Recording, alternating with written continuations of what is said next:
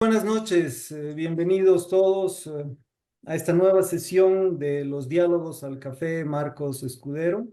Esta es la primera sesión del año. El tema que nos reúne hoy es el pluralismo. Bolivia es un país diverso, la diversidad es parte de nuestra identidad nacional.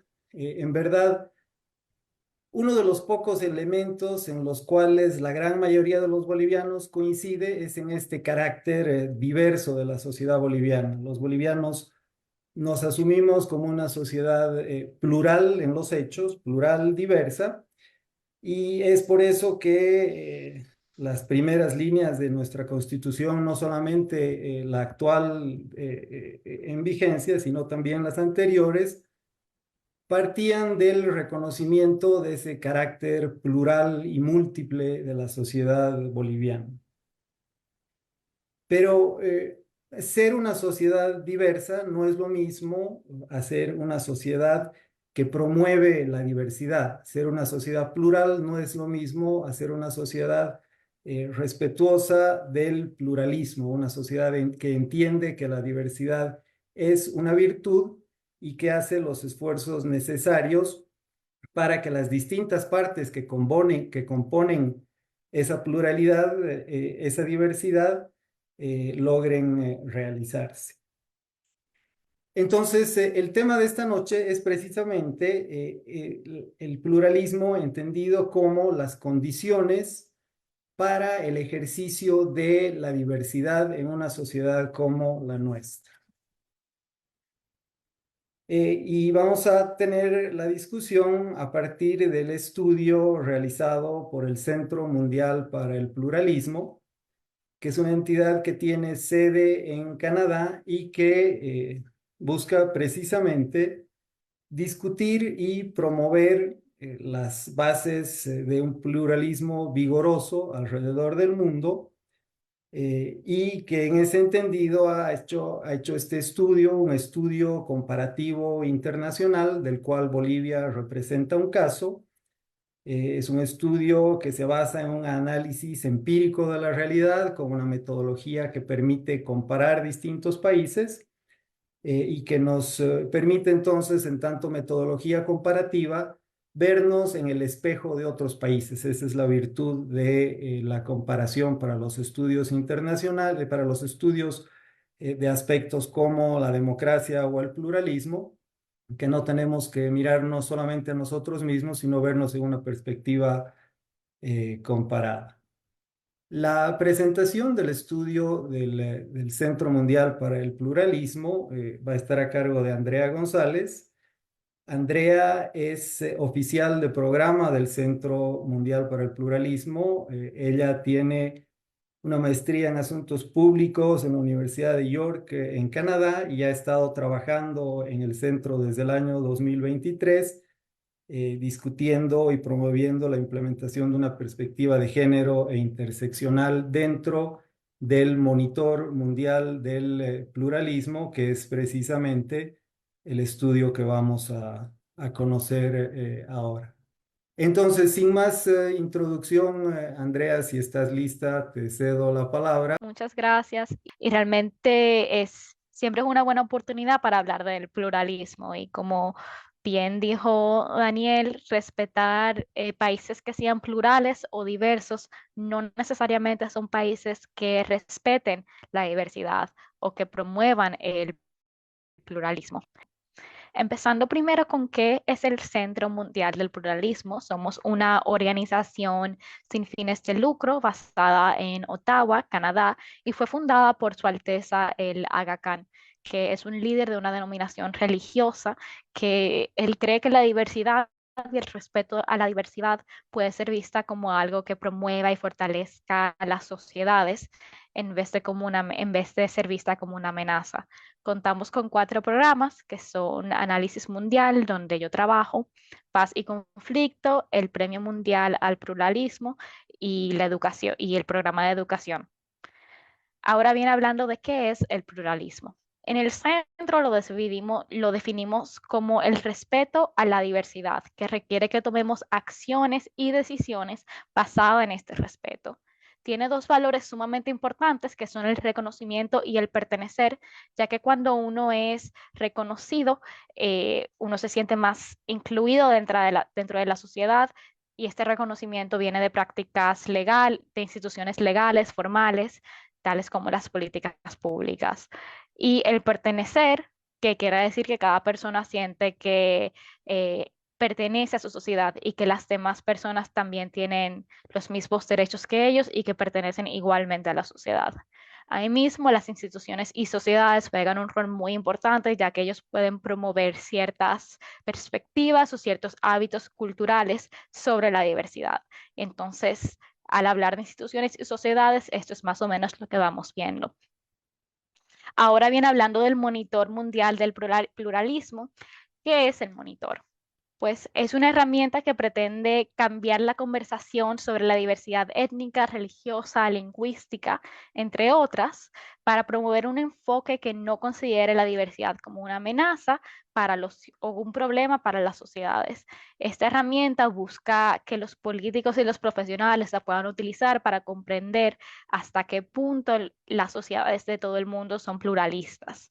Y si bien hay muchos índices que monitorean el tratamiento de tipos específicos de diversidad, como la libertad religiosa o los derechos indígenas, sin embargo, el monitor es único, ya que proporciona una imagen holística o más completa de las exclusiones y desigualdades en los ámbitos políticos, económicos, sociales, culturales de diversas naciones en diversos contextos.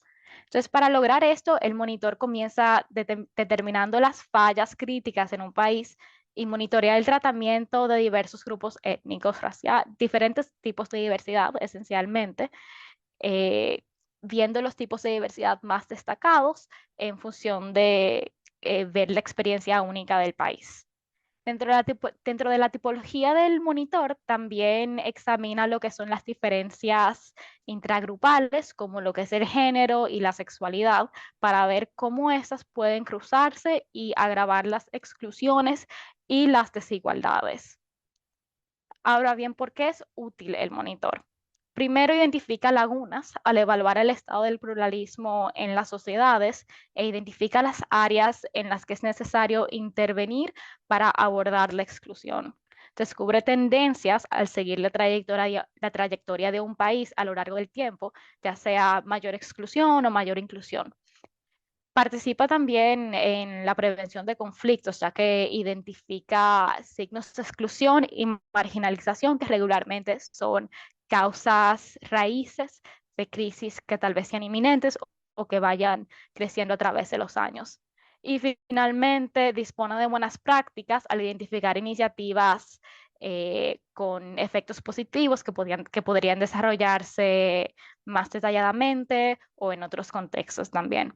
Y además de eso, analiza todo de una forma interseccional al evaluar el tratamiento de las mujeres dentro de la sociedad y de grupos, por ejemplo, de diferentes sexualidades, orientaciones de género y discapacidades, que es algo que sí estamos trabajando en mejorar en nuestra evaluación del monitor. Ahora bien, hemos completado el ejercicio del monitor en diferentes países.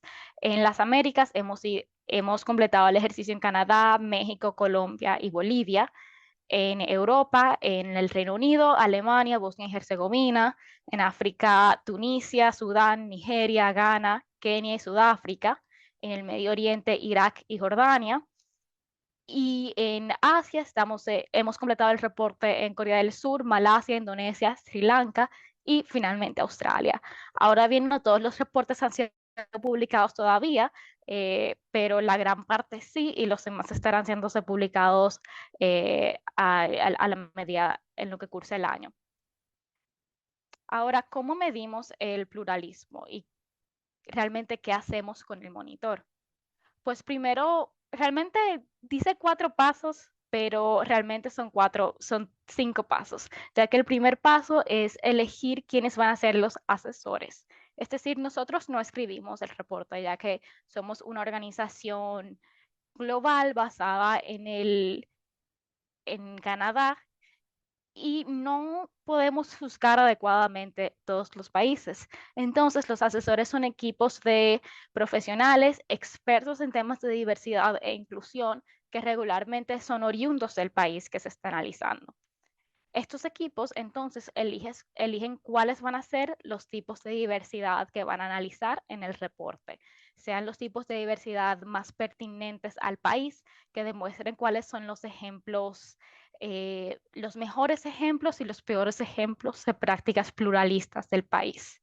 Segundo, van a aplicar el marco de evaluación que utiliza a través de las 5 dimensiones del monitor, van implementando cada indicador dentro de las dimensiones eh, con cada tipo de diversidad. El paso 3 es el puntaje, que cada indicador, son 20 indicadores dentro de 5 dimensiones, recibe un puntaje del 1 al 10 y una explicación narrativa.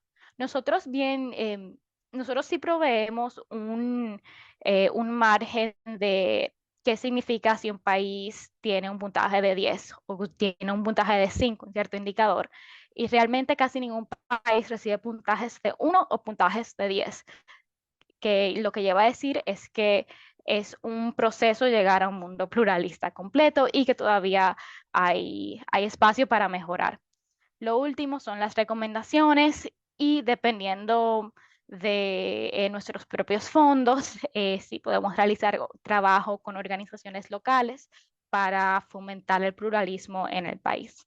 Ahora, algo que no había mencionado que es muy importante es que cada país se mide contra sí mismo. Es decir, nosotros no vamos a proveer el puntaje de el primer indicador, que es compromisos internacionales, por ejemplo. No vamos a comparar el puntaje de Ghana con el de Canadá, porque reconocemos que son países con historias diferentes, con legados de colonialismo diferentes, experiencias con derechos humanos diferentes, que no le hiciera justo. Entonces, cada país se mide contra sí mismo para ver cómo ha mejorado o cómo ha ido desarrollando el proyecto del pluralismo en su país propio. Ahora llegamos a lo que es este es nuestro marco de evaluación. Y empezamos primero con la primera dimensión, que son los compromisos, empezando con los compromisos internacionales, nacionales y la ciudadanía inclusiva. La ciudadanía inclusiva para mí es un indicador sumamente importante, ya que se refiere no solamente a quién puede obtener ciudadanía, pero qué tan fácil es conseguirla. Por ejemplo, si alguien vive en una zona remota, que no hay muchos servicios sociales, no hay un registro civil, no pueden registrarse. Y si la mayoría de la población vive así, quiere decir que la ciudadanía no es inclusiva, ya que es muy difícil acceder al documento de ciudadanía. Y eso resulta en más desigualdades. Por ejemplo, en el reporte de Malasia, un resultado fue que las madres que se casan con extranjeros, sus hijos no pueden tener ciudadanía de Malasia, que es decir, que la ciudadanía no es inclusiva a ciertas mujeres. Y eso es un ámbito en el que se puede mejorar.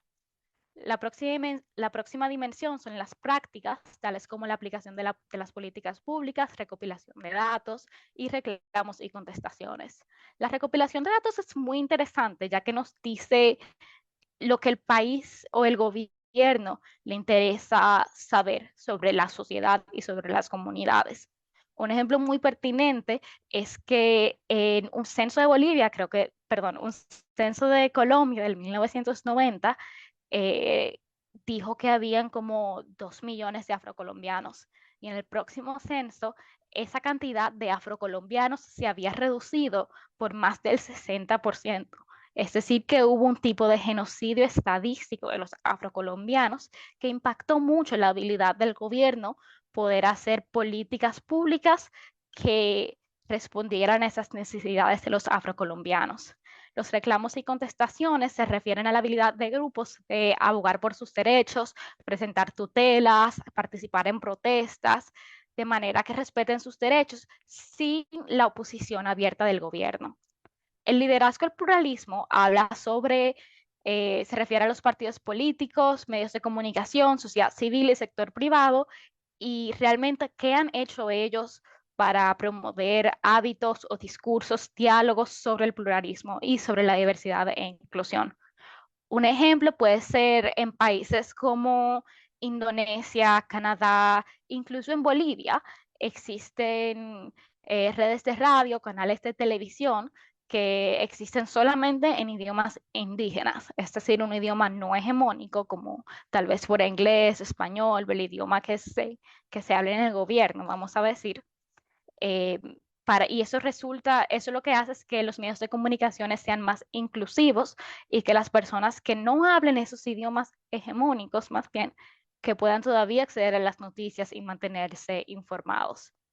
Luego llegamos a las desigualdades de grupo, que son políticas, económicas, sociales, culturales y el acceso a la justicia. Y vemos cómo, por ejemplo, el indicador de ciudadanía inclusiva o de reclamos y contestaciones empiezan a impactar a las personas, ya que una persona, un país que no tenga ciudadanía inclusiva o una persona que vive en un área remota que no pueda registrarse al nacer, tal vez no tenga su cédula, entonces no pueda votar, no pueda conseguir trabajo en el sector formal, acceder a escuelas públicas u hospitales públicos, lo que hace que se refuercen muchos ciclos de pobreza. Entonces aquí vamos viendo cómo se van interseccionando estos diferentes indicadores. Igualmente, por ejemplo, con reclamos y contestaciones y acceso a la justicia, vemos cómo ciertos grupos tal vez no son escuchados o la justicia no existe en ciertas áreas del país que son predominantemente habitados, digamos, por comunidades negras o comunidades indígenas. Y finalmente, en la última dimensión, sobre relaciones intergrupales y pertenencia, aquí utilizamos lo que es la encuesta de la percepción del pluralismo que se conduce para cada reporte eh, por una organización tercera, que ahí va y le pregunta, hace entrevistas, perdón, hace encuestas con personas que pertenezcan a los diferentes tipos de diversidad que se estén estudiando. Sobre violencia intergrupal, confianza intergrupal y ahí lo que ven en la pantalla para así poder entender cómo las personas se perciben a sí mismos respecto a su sociedad y cómo perciben a los demás. Entonces ahí vamos entendiendo no solamente el pluralismo a nivel institucional, pero también el pluralismo a nivel de la sociedad. Ahora hablando sobre los resultados del monitor de Bolivia, primero quisiera dejar claro que este reporte se terminó en, a comienzos del 2022. Es decir, que hay cosas que tal vez no sean súper pertinentes, pero igual espero que sí ayuden al diálogo y a la conversación. Primero les quiero contar sobre cuáles fueron los tipos de diversidad que se eligió para Bolivia. Y también recordando que estos tipos de diversidades no los elegimos los otros, los eligieron los asesores que realizaron el estudio, el reporte. Primero, la dimensión étnica, que se refiere a esas identidades colectivas reflejadas en la categoría indígena, originario, campesino, y señala la ambigüedad en torno a la autoidentificación, nociones de pertenencia y nociones de grupos mayoritarios en Bolivia. La dimensión regional, que refleja la gran diversidad geográfica que comprenden las zonas del altiplano andino, los valles, las tierras bajas, la Amazonia y el Cachó. Estas identidades regionales también reflejan distintas percepciones de pertenencia, dinámicas intergrupales, especialmente en torno a las reivindicaciones sobre el federalismo. Y finalmente la dimensión política, que para mí fue muy interesante porque es el único reporte donde la polarización política juega un rol tan grande. Esta dimensión reconoce que en Bolivia la afiliación a organizaciones civiles, tales como los sindicatos campesinos o asociaciones de vecinos, etcétera, son de suma importancia. Igualmente hace referencia a la importancia de las organizaciones políticas a nivel regional y nacional como plataformas de representación y como la afiliación a un partido político influye en las relaciones intergrupales. Cabe resaltar también que como el reporte fue completado a inicios del 2022, entonces refleja esas heridas políticas y la gran polarización política seguida de la crisis del 2019, que es muy importante para también entender de dónde surge esto. Ahora empezamos con los hallazgos que salieron del reporte. Hoy solamente tengo tiempo para tres, pero igual les voy a dejar el link para que lo puedan leer en su propio tiempo, que realmente el de Bolivia es muy fascinante. Primero es que los grupos indígenas siguen enfrentándose a desventajas, disculpen. Es decir, a pesar de que con la Constitución del 2009 se realizaron muchísimos avances importantes en los derechos indígenas, muchos grupos todavía enfrentan la realidad de desigualdad y de disparidades. Se ven afectados desproporcionadamente por las desigualdades socioeconómicas en comparación con sus homólogos no indígenas. Un hallazgo es que para las comunidades indígenas, las personas indígenas que viven en las zonas urbanas, en las ciudades, que a pesar de que les vaya bien económicamente, aún así les va peor que sus homólogos blancos o mestizos, lo que quiere decir que todavía las jerarquías raciales existen y operan y favorecen a esos bolivianos blancos o mestizos. Además de la discriminación sistemática, el gobierno aún no llega bien a lo que son las zonas rurales o remotas. Es decir, programas sociales no llegan a ciertas áreas y eso tiende a ser a veces por su carácter clientelista y a veces puede llevar a más desigualdades intergrupales y a conflictos intragrupales. Esto quiere decir que al fin y al cabo muchos muchas comunidades indígenas que están ubicadas en zonas de difícil acceso, donde es más difícil acceder a servicios sociales, incluyendo centros de cuidado infantil, atención médica, educación de calidad, en estas áreas se refuerza lo que son los ciclos de pobreza, violencia y discriminación.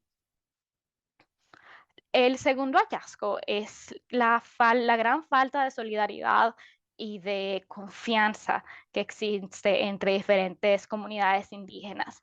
E incluso un hallazgo de la encuesta de percepción de pluralismo es que más comunidades indígenas confían en personas no indígenas que en otras comunidades indígenas. Y este nivel de alta desconfianza en Bolivia fue sumamente alto en comparación con otros países que hemos visto. La polarización de esta confianza entre comunidades indígenas ha surgido entonces como una barrera para la movilización, la búsqueda de la justicia y la presentación de reclamos unificados contra el gobierno. El clima político actual también impacta la falta de confianza, claro, ya que existen suposiciones generales en Bolivia sobre qué grupos indígenas apoyan a qué grupos políticos. Por ejemplo, se asume mucho que las comunidades indígenas del altiplano andino apoyan al partido más que otras comunidades. Entonces, en general, la falta de confianza sustenta las experiencias de invisibilización y silenciamiento de las comunidades indígenas minoritarias. En contraste, quisiera presentar un hallazgo del reporte de Colombia que es completamente lo opuesto realmente, ya que el hallazgo es que las comunidades afrocolombianas e indígenas confían mucho entre sí y trabajan mucho juntas para hacer tutelas, mingas, todo tipo de protesta. Esa solidaridad y confianza ha sido tan fuerte que a la hora de cuando se fueron a realizar los acuerdos de paz del 2016 para finalizar el conflicto en Colombia, este, las comunidades afrocolombianas e indígenas se convinieron juntos en lo que fue la comisión étnica para así poder sumar su parte al acuerdo de paz y fueron incluidos. O sea que trabajar juntos realmente sí ayuda mucho a esa búsqueda por la justicia. Finalmente, este último hallazgo tiene que ver más con los derechos colectivos e individuales, o sea, un poco más teórico, pero teórico. Entonces, a pesar de que se hayan logrado avances en materias de los derechos de las comunidades indígenas, no se puede decir lo mismo de los derechos de género, por ejemplo, que vienen siendo esos derechos individuales. Como el gobierno se centra en elevar la identidad grupal como una prioridad para todos los ámbitos de la vida, el género entonces se queda un poco subsumido y marginalizado. La adopción del enfoque universal y único hacia las identidades indígenas ha dejado atrás las experiencias interseccionales de las mujeres indígenas. Y si bien que los derechos colectivos siguen siendo sumamente importantes, ya que aseguran la supervivencia de las comunidades indígenas que son culturalmente distintas a una cultura hegemónica, la defensa demasiado tenaz de estos derechos colectivos conlleva el peligro de violar ciertos principios básicos de los derechos humanos.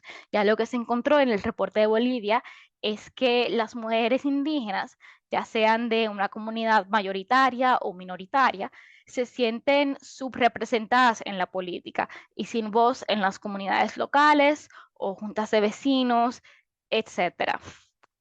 Muchas gracias.